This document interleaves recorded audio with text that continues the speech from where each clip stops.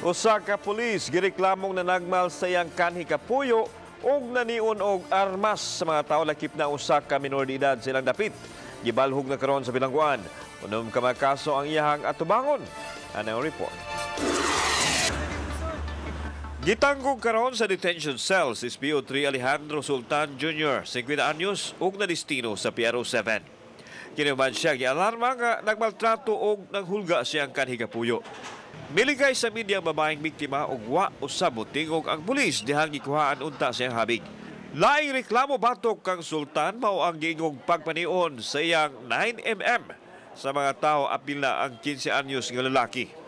Ang inahan sa biktima mao ang gipanguyawan kay kun nahitabo pa kunong nibuto ang armas impas na unta kuno ang batanon.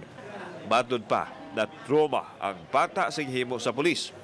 Nakita ni Staff Sergeant Alejandro Sultan Jr. yung minor. Pag makita niya, iyang itutukan sa armas, iyang itiunan.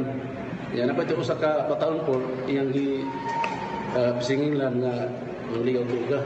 Ito iyang ipita niyang buwan ng sinina. Gibunlot ginya di sa t-shirt di ana daghan yung nakakita.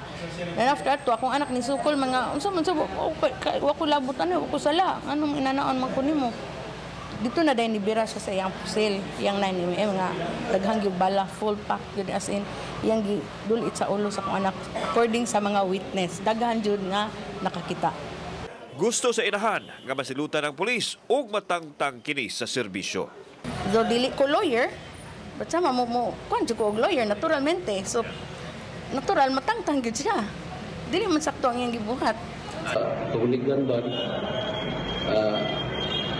Wala siya, off-duty siya, nakainom siya, nag-civilian. So, charge na sa African Bank. City Ordinance, 1929, Tranquilis. Kauban si John Solon, ako si Alan Domingo. Balitang Bisdak.